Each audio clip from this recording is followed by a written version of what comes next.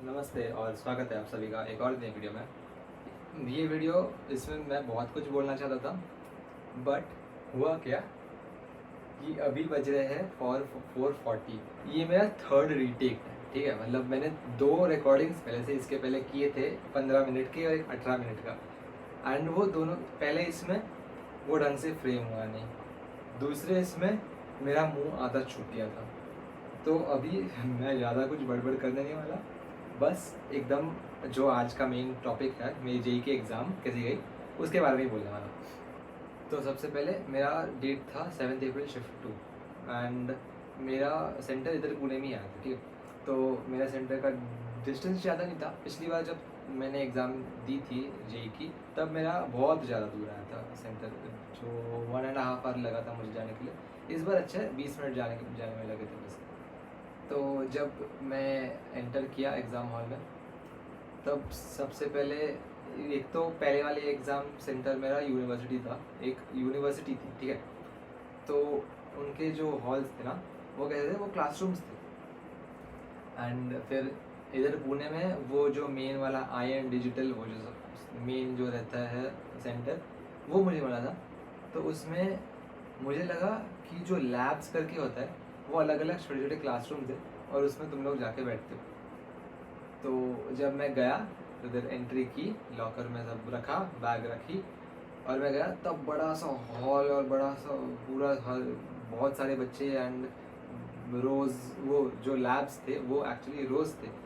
तो मुझे थोड़ा सा ऐसे नर्वसनेस आई, या फिर मैं थोड़ा सा ऐसे टेकन अबैक हो गया था कि इतने सारे बच्चे और ये इतना बड़ा सा हॉल करके।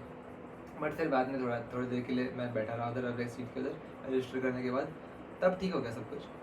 फिर एग्ज़ाम चालू हो गई एंड मेरा क्या था, जब मैंने रिविज़न चालू किया तब मैंने मेन फोकस अपना केमिस्ट्री किया था, ठीक है। केमिस्ट्री में ऑर्गेनिक और इनऑर्गेनिक, फिजिकल मेरे बहुत वीक था, तो मैंने बोला फिजिकल छोड़ देते, इनऑर्गेनिक और ऑर्गेनिक भी पेपर सॉल्व कर, जो मेरी सबसे बड़ी गलती थी। तो जब मैंने अपना पेपर चालू किया तब मैंने सोचा कि ठीक है, केमिस्ट्री सबसे पहले करते हैं, उसमें सबसे ज़्यादा कॉन्फिडेंट है। पहले 5 क्वेश्चन ही फिजिकल के आ गए, जो मुझे आए नहीं, और मेरा जो इतना कॉन्फिडेंस था ना, वो इतना हो गया, आधे से भी ज़्यादा कॉन्फिडेंस कम हो गया मेरा। एंड फिर मैंने क्या किया, जब मैं क्वेश्चन बस ऐसे देख रहा था और जो इजी थे, जो ऑन द स्पॉट होते थे, उनको टिक करके नेक्स्ट में बढ़ गया। एंड ऐसे करके फिर मैंने फिजिक्स, मैथ्स और केमिस्ट्री तीनों का किया।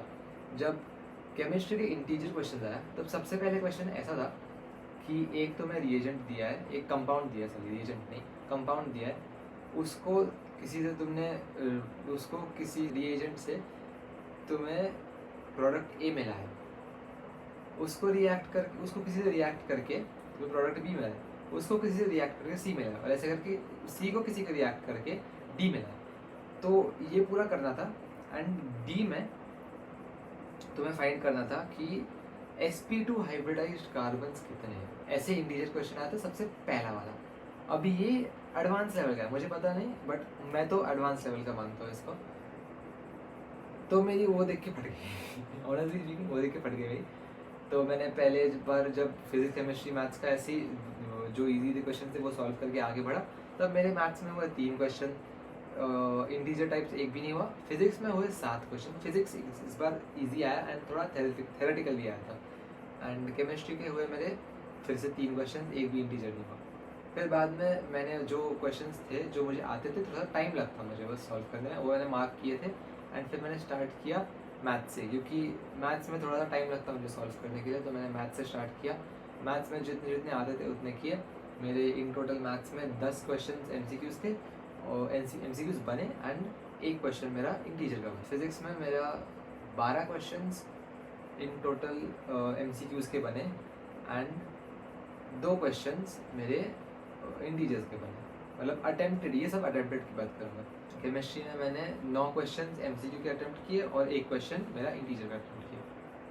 तो इन टोटल मेरे 35 अटेम्प्टेड क्वेश्चन हुए, जो कि काफ़ी डिसेंट है, मतलब मेरे हिसाब से। तो तुम लोग मानो या ना मानो, मेरा क्या था इस बार का गोल, मैंने पिछले वीडियो में बताया था कि JEE 1 से बेटर मेरे मार्क्स आने चाहिए, मार्क्स या फिर इन जनरल JEE 1 से बेटर पेपर लेना चाहिए मेरा, जो कि गया।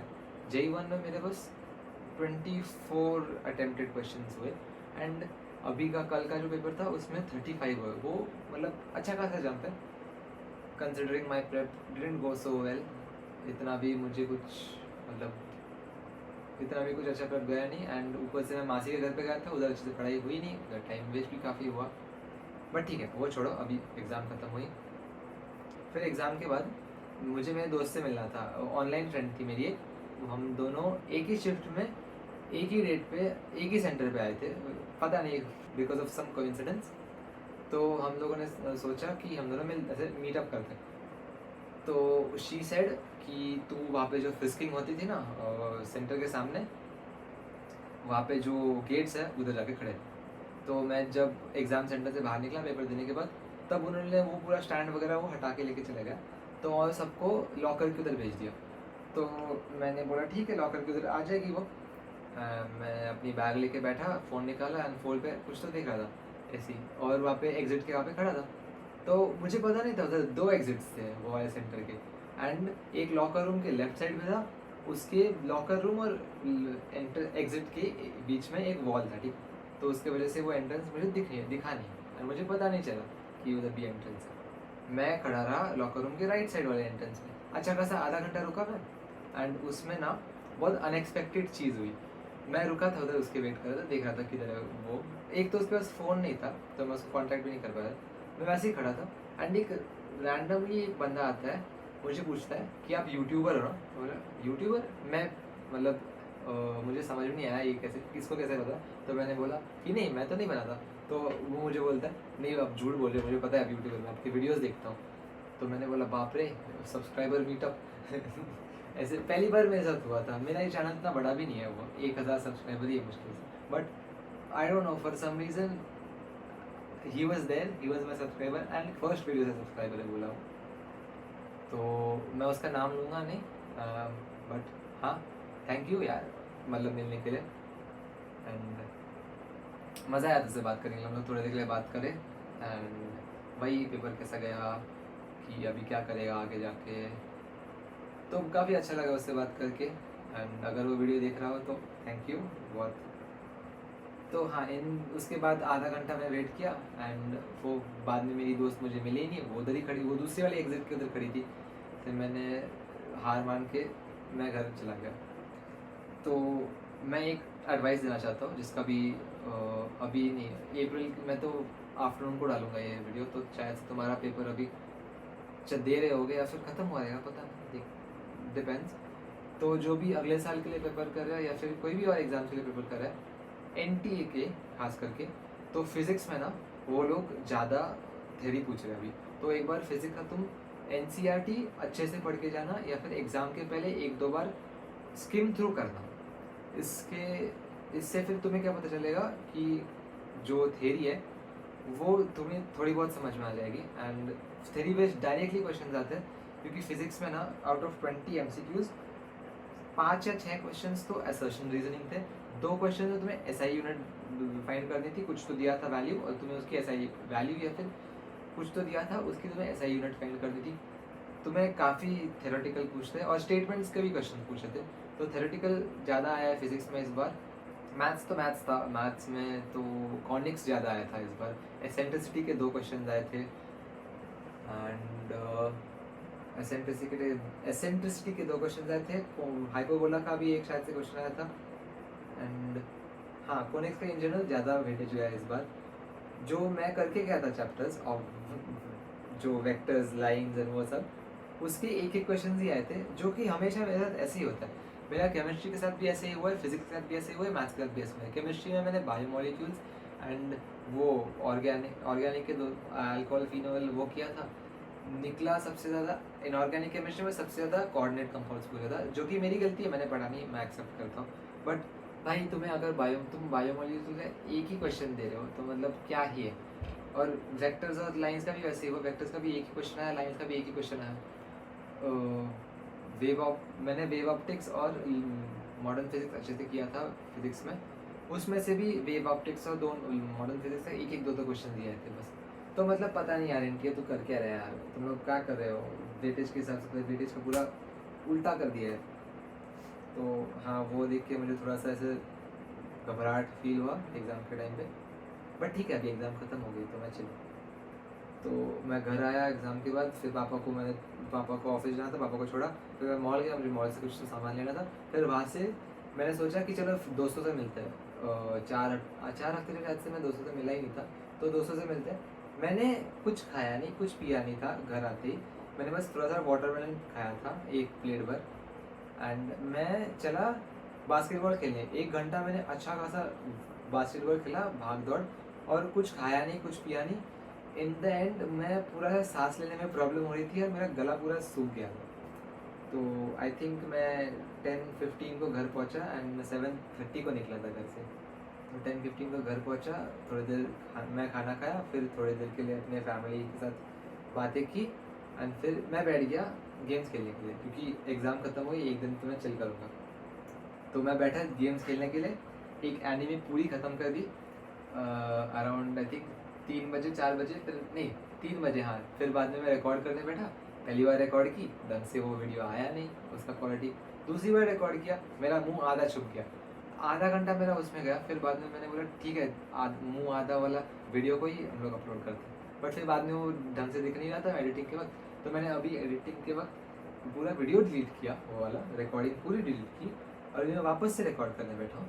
एंड अभी बज रहे हैं 5, तो मैं अभी एडिट करूँगा ही नहीं। मेरा प्लान था कि अभी एडिट करके अभी पोस्ट कर देता है, बट ठीक है, कोई बात नहीं, मैं इसको पीसी में डाल दूँगा। एंड वैसे करके फिर आफ्टरनून कुछ ऐसा डालूंगा जब जेई का तुम्हारा शिफ्ट चल रहा हो, 8 वालों का। तो इन कंक्लूजन, April 7 का shift 2 in my opinion went moderate, not too bad, not too good. कुछ बहुत हार्ड क्वेश्चन रहते, कुछ बहुत ईजी क्वेश्चन रहते, वो तो NTA का हमेशा का है। बट मॉडरेट लेवल का कह सकते हैं, हार्ड तो नहीं कहेंगे, क्योंकि कुछ क्वेश्चन डायरेक्ट थे। एंड हाँ, बस अभी आगे का पता नहीं। CET है मेरे 10-12 दिन में, तब उसका एडमिट कार्ड मिलना चाहिए मुझे पहले। शिफ्ट पता नहीं मुझे कब है, क्या है, तो वो मिलेगा तब उसका मैं अपडेट शायद से दे दूँ कम्युनिटी पोस्ट पे या कुछ। अगर तुम लोग यहाँ तक हो तो बस एक लाइक छोड़ देना। एंड एल्गोरिदम में मदद होता है बहुत। तो हाँ, I think that is it for today. पता नहीं मेरा नेक्स्ट वीडियो कब आएगा, किस पे आएगा। एंड बस एक बार ये ख़त्म हो जाए ना भाई, ये एग्ज़ाम्स, तब असली चिल होगा। अभी मैं डर के बैठा हूँ कि इतना टाइम वेस्ट किया मैंने ये सब रिकॉर्ड करने में। भले ही मैं आज चिल करने वाला था, बट फिर भी बाकी तुम्हारे एग्ज़ाम्स बाकी है, तो उनके लिए ऑल द बेस्ट। अगर तुम्हारा जेई में अच्छा है तो बहुत ही बढ़िया। अगर जेई तुम्हारा गंदा गया है तो अभी भूल जाओ उसके बारे में, तुम उसके बारे में कुछ कर नहीं सकते। एंड जैसे कि मैंने बोला था, जो हुआ वो हुआ, उसको तुम चेंज नहीं कर सकते, बस तुम्हें आगे बढ़ना पड़ेगा। तो that is all for today, and I hope you enjoyed किस बात में, बात ही तो कर रहा हूँ। पता नहीं तुम्हारा कैसे गया एग्ज़ाम, बताना मुझे। And I think that's it for the day. So all the best and bye.